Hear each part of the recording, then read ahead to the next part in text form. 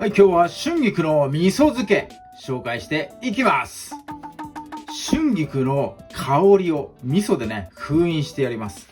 春菊という野菜、すごくね、難解な野菜だと僕は思ってます。っていうのは、これね、茎の部分、こんなに太いのに、そこから出てる葉っぱは、こんなに細いっていうね。で、茎と葉っぱの落差がすごく激しいんで、このね、熱を加えた時にね、すごくこうムラができやすい。で、あとは、このね、最大の魅力の春菊、香り。この香りっていうのも加熱しちゃうと飛んじゃうし、で、生のままいただこうとすると、やっぱね、苦味とえぐみがね、すごくあるんですよ、この茎の部分。でね、葉っぱだけ、食べりゃいいじゃんっていう話なんですけど、そんなね、もったいない食べ方できないんで、今日はね、その辺の春菊の悪いところをね、まろやかに封印させながら、この最大の魅力である春菊の香りをしっかりとね、引き出す。味噌漬け今日は紹介していきたいと思います。使う材料は春菊1束、150g です。これ、150から200ぐらいの束が一番多いかなと思います。その辺の誤差は全然ね問題ないんで、ちょっとだけ足してもらえばいいかな。200g 使う人はね。それから、味噌と今日はね、もう味噌とみりんと料理酒だけ、でやっていきます。早速ね、作っていきたいと思います。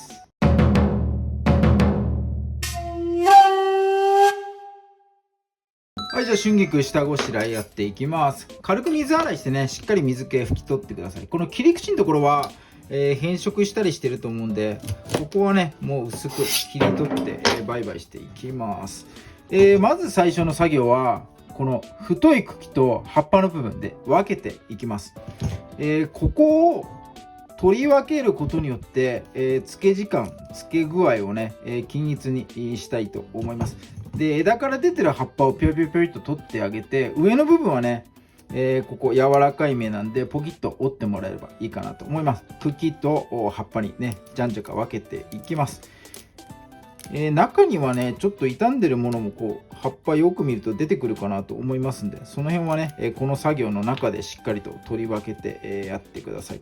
特にね、この根元の部分、こういうところはね、黄色かったりするんで、そういうところはね、もうじゃんじゃか外してもらった方がいいかなと思います。よいしょ。はい、こんな感じで葉っぱとね、茎の方に分けていきます。はい、茎と葉っぱの方分け終わったら、葉っぱの方はね、もうこのままの状態で使うんで包丁入れません。で、茎の方だけね、包丁入れたいと思います。すごくね、太くて、この繊維がね、縦にこう走ってるのが見えると思うんですけど、葉っぱ取っててもこうやってね、筋がこうやって、あるので、すごくね、繊維の硬い部分ではあります。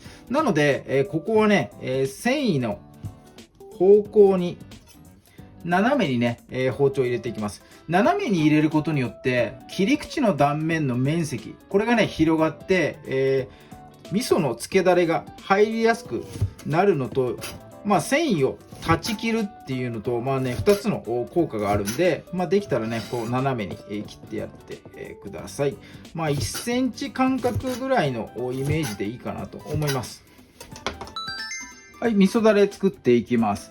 みりんと料理酒を大さじ1杯ずつ、これを加熱してね、アルコール分飛ばしてやります。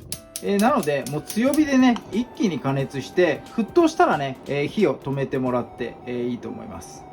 はい、沸騰したのでね火止めちゃって、ここにね、味噌加えていきます。味噌を先に入れて一緒に沸騰させちゃうと香りが飛んじゃいますんで、必ずね沸騰が終わった後に味噌を加えてやってください。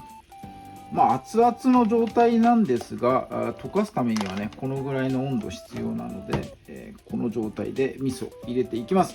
味噌大さじ2杯です。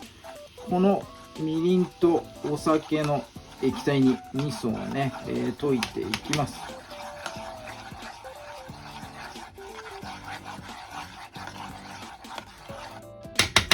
よし、OK。溶き終わったら、先ほど切った茎の部分ですね。こいつを入れちゃいます。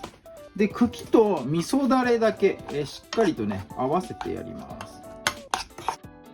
はい、漬け込みに入ります。袋ではなくタッパーで漬けていきます。で、しかも大きめの面のね、広いやつを使ってください。ここにまず先ほど混ぜた味噌だれと茎の部分、ここをね、入れていきます。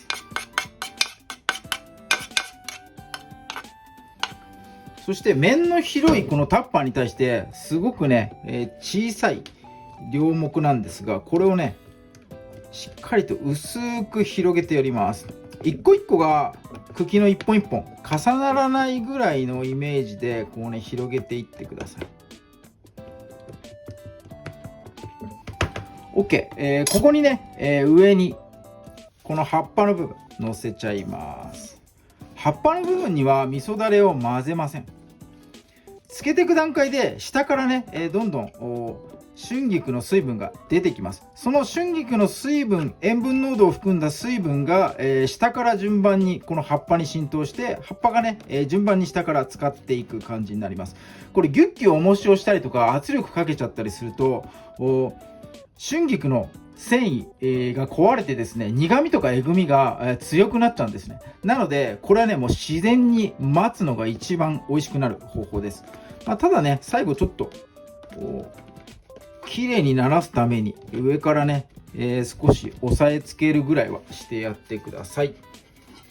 はい、これを蓋をして冷蔵庫の動きのない場所、ドアポケットとかじゃなくてね、奥の方に入れてやって、2日からね3日待っていきます。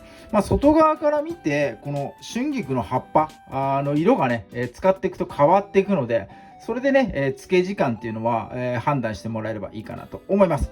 はい、じゃあ漬け込みに入ります。はい、3日後の状態になります。外側からこうね確認してみて、こう傘が減った感じと、水分がこうね、出てきてる感じ見受けられるので、使った感じかなと思います。このね醤油漬けの時もそうなんですが、この蓋を開ける時の最初の蓋を開ける時のこの香り、これがね一番のもう醍醐味です。はい、いきます。映像じゃ伝わらないかな。おー、すんごいぞ。本当にね、春菊の香りっていうのがね、本物のこのなんていうのかな、和製ハーブというか、よもぎとかなんかね、そういう感じにも似たすんごい深いね甘い香りがするんですよ。でね、醤油漬けの時にもあれでね一度味を占めちゃったんで、この香りのためにね、今回は味噌漬け、作らさせていただきました。まだまばらな感じはしますが、それでもね、ちょうどいいかな。随分水分が出て、下の方は味噌の色にちょっと変色した部分もある感じですかね。はい、じゃあここでね初めてしっかりと混ぜます。混ぜながらも香りが立ち込めてくる。すっごいな、やっぱり春菊っていいよな。よし、 OK。 どさりといきましょう。どさりと。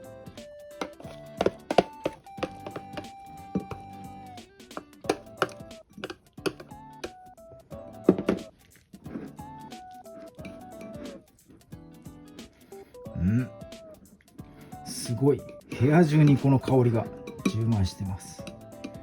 むしろ車に置きたい、車の芳香剤にしたいぐらいすごいいい香り。はい、このね春菊の味噌漬け、これで完成になります。早速ね、いただいていきたいと思います。はい、ではいただきます。茎だけいってみようかな。茎だけいただきます。おお、うまっ。葉っぱよいしょ。うまい。うまいというか、もう香り、もう口中にもう香りがすんごい広がる。すごいなこれ。